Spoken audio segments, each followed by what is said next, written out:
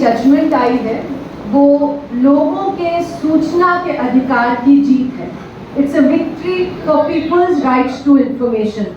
Supreme Court ने basically अपनी judgement में यही कहा है कि जब कंपनियां किसी पॉलिटिकल पार्टी को पैसे देती हैं तो वो जनहित के लिए नहीं देती हैं, वो अपने हित के लिए देती हैं पॉलिटिकल पार्टी को पैसे, जिसे कि क्विड प्रो क्वो कहा गया है।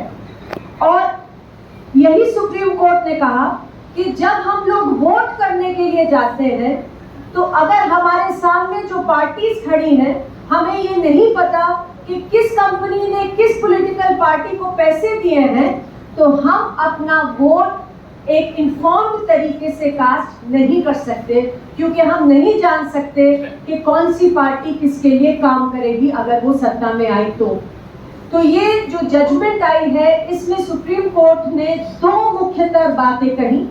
पहली चीज कि इलेक्टोरल बॉन्ड्स को बैन कर दिया जाए। इलेक्टोरल बॉन्ड्स और नहीं बिक सकते क्योंकि ये गैर संवैधानिक हैं। अनुच्छेद 19(1)(a) article 19(1)(a) of the constitution को ये वायलेट करते हैं, इसलिए इलेक्टोरल बॉन्ड्स को बंद कर दिया गया। साथ ही हमारे सूचना के अधिकार को अपहोल्ड करते हुए सुप्रीम कोर्ट ने कहा कि रेट्रोस्पेक्टिवली इंफॉर्मेशन, किसने बॉन्ड खरीदे और किस पार्टी ने उन बॉन्ड्स को भुनाया, ये सूचना लोगों के बीच में इलेक्शन कमीशन ऑफ इंडिया की वेबसाइट के जरिए से डाल दी जाए 12 अप्रैल 2019 के बाद के सभी बॉन्ड्स जो खरीदे गए उनकी।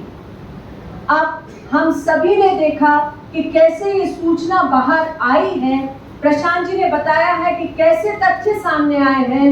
सबसे आश्चर्यजनक चीज लेकिन आज भी यही है कि प्रधानमंत्री ANI को इंटरव्यू में कहते हैं कि इलेक्टोरल बॉन्ड सक्सेस स्टोरी था ट्रांसपेरेंसी के लिए, पारदर्शिता के लिए। और इसके लिए वो ये कहते हैं कि अगर इलेक्टोरल बॉन्ड्स नहीं होता तो कैसे सामने आता कि किसने किसको पैसे दिए, किस पार्टी को पैसे दिए। सीधी सी बात यह है कि इलेक्टोरल बॉन्ड्स की स्कीम एक गोपनीयता की स्कीम थी। अगर सुप्रीम कोर्ट जजमेंट नहीं देता, आज भी हम नहीं जान पाते कि किसने किस पार्टी को इलेक्टोरल बॉन्ड्स के जरिए से 16,500 करोड़ रुपए दिए हैं हमारे देश में। और हम सभी ने देखा कि कैसे कोर्ट में SBI, state bank of India, जो कि सेंट्रल गवर्नमेंट के कंट्रोल में है, उन्होंने किस तरह से आनाकानी करी कि सूचना ना दी जाए, अलग अलग तरीके से गुमराह करने की कोशिश की कोर्ट को।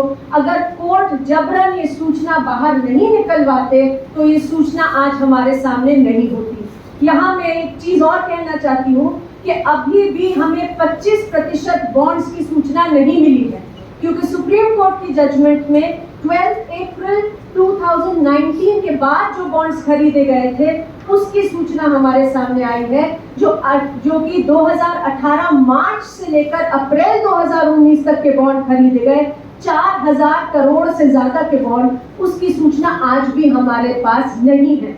और ये ही एक चुनौती मेरे ख्याल से लोग हमारे प्रधानमंत्री के सामने रख सकते हैं कि अगर आप वास्तव में पारदर्शिता बढ़ाना चाहते थे इन बॉन्ड से, तो इन 4,000 करोड़ रुपए के बॉन्ड्स का भी आप डेटा लोगों के साथ साझा करिए। जैसा प्रशांत ने बताया, ये जो पूरा स्कैम है इलेक्टोरल बॉन्ड्स का जो आज सामने आया है, ये हमारे देश में होने वाले भ्रष्टाचार के स्कैम्स में शायद सबसे बड़ा स्कैम है। लेकिन उससे भी जरूरी चीज